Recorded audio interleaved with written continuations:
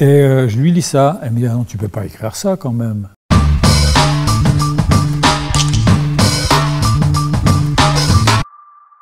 J'aimerais bien comprendre le processus. Qu'est-ce que vous faites? Est-ce que vous voulez tester en famille? Est-ce que vous voulez tester à la maison? J'ai une victime qui est ma femme.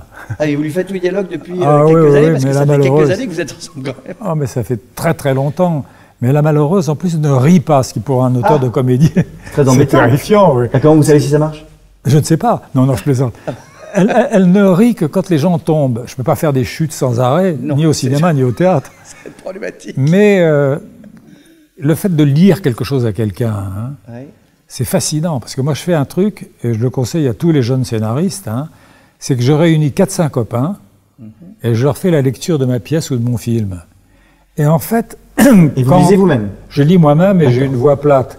C'est en fait ce qui m'a fait virer de RTL. Oui. C'est-à-dire que quand je faisais un flash d'information, même les gens au volant devaient s'endormir. C'était vachement dangereux. Très dangereux. Je dois avoir quelques victimes.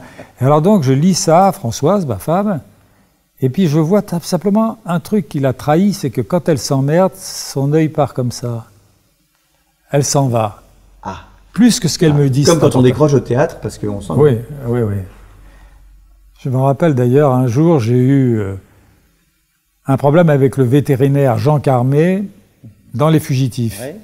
Au départ, c'était un médecin, et c'était pas drôle. Et je me dis, qu'est-ce que je peux faire avec ça? Et un jour, pourquoi pas un vétérinaire?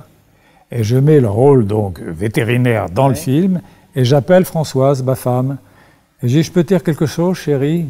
Ah ouais, parce que non, je commence à en avoir marre. Il va me dire encore. Oui. Elle monte dans mon bureau et je commence à lire en disant, quand Carmé disjoncte, il dit « Il avalait la baballe ?» Il avalait la baballe en joie parce que l'autre a été blessé par une balle. Oui. Et je lui lis ça. Elle me dit « Ah non, tu peux pas écrire ça quand même. » Non, mais heureusement que j'ai laissé. Bah oui, bien sûr.